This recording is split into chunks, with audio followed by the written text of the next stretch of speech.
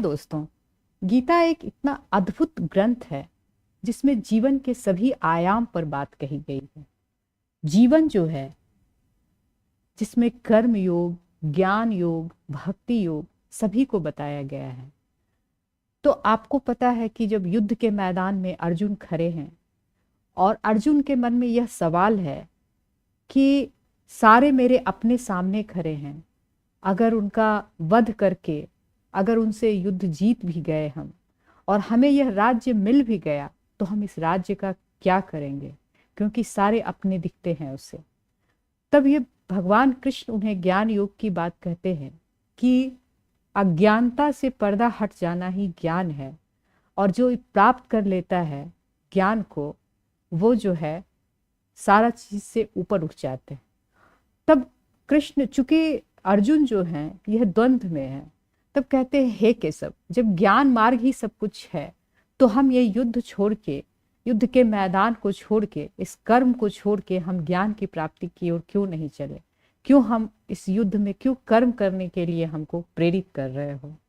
तो भगवान कृष्ण कहते हैं कि कर्म तो महत्वपूर्ण है, कर्म को छोड़ के तो तुम कहीं नहीं जा सकते, क्योंकि जब हम जन्म लेते हैं और जब मृत्यु होती है तब तक यह कर्म चलती रहती है और कर्म को कहीं भी छोड़ा नहीं जा सकता।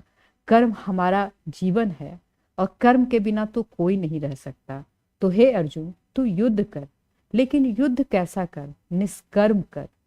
अब ये निष्कर्म का अर्थ बहुत लोग जो है उसको निष्क्रियता से लगा लेते हैं, लेकिन कृष्ण भगवान का यह अर्थ नहीं है। उनका कहना है कि जो ऐसा कर्म हो जिसमें कर्ता का भाव ना हो, जिसमें कि मैं ना रहूं, जिसमें अहंकार ना हो, ऐसा कर्म जो है यह निष्कर्म होता है। यही जो अभाव है कर्ता का, जो हमारे भीतर ना हो, तभी हम इसको निष्कर्म कहते हैं। तो कृष्ण अर्जुन से कहते हैं कि अगर तू युद्ध छोड़कर चला भी जाता है और उसमें लेश मात्र भी मैं मौजूद है कि मैं जा रहा हूं, तो फिर यह जो है यह भी तुम्हारा कर्म है। और अगर तुम युद्ध कर भी रहे हो और इस भाव से कर रहे हो कि मैं नहीं हूं, मैं कहीं भी नहीं हूं, मैं करता नहीं हूं, यह अस्तित्व है जिसके लिए हम युद्ध कर रहे हैं, तो यह निष्कर्म होगा। तो युद्ध से तो कहीं भी नहीं जा सकते हो, भाग नहीं सकते हो। तब ये कह रहे हैं कि जहां ऐसा भाव हो कि हम कुछ नहीं कर पा रहे हैं, कर रहे हैं, सिर्फ परमात्मा कर रहा है, जो भी है हम उसी परमात्मा को, उसी अस्तित्व को समर्पित कर दे रहे हैं, तो वही कर्म जो है निष्कर्म है। जैसे मान लीजिए सागर में लहर उठता है, तो जो सागर की लहर है वो सागर का ही हिस्सा है, वो अलग से उसका कोई अस्तित्व नहीं है। और अगर हमने इस भाव को माना तब जाके हम जो है निष्कर्म होते हैं। तो ऐसा कर्म कैसा होता है? जो निष्कर्म होता है वह चिंता मुक्त होता है। यह जो प्रेरणादायी कर्म होता है, इसमें सफलता असफलता की कोई जो पागलपन है वो नहीं होता, महत्वाकांक्षा की पीड़ा नहीं होती। यहाँ पर जो है कर्म के पीछे कोई चिंता नहीं होती कि कर्म अगर हम हार गए या फिर अगर मुझे नहीं मिला तो क्या होगा, यह चिंता का भाव नहीं होता।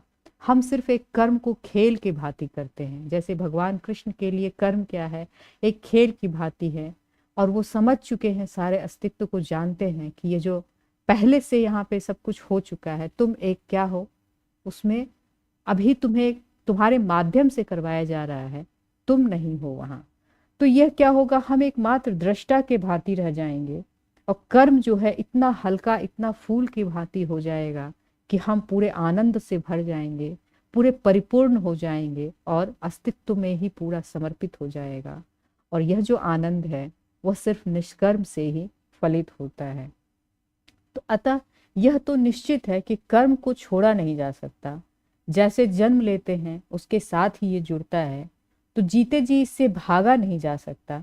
जब कर्म से भागा नहीं जा सकता और अगर उससे भागने की कोशिश करे व्यक्ति, तो फिर वह क्या हो जाता है, पाखंड हो जाता है।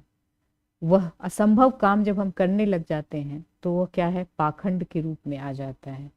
तो अतः भगवान कृष्ण कहते हैं कि कर्म करो, लेकिन इसमें कर्ता का भाव खत्म कर दो। इसमें तुम नहीं हो, यह परमात्मा को समर्पित करो, यह अस्तित्व को समर्पित करो, यह जीवन को समर्पित करो। यही तुम्हारा कर्म जो है निष्कर्म है।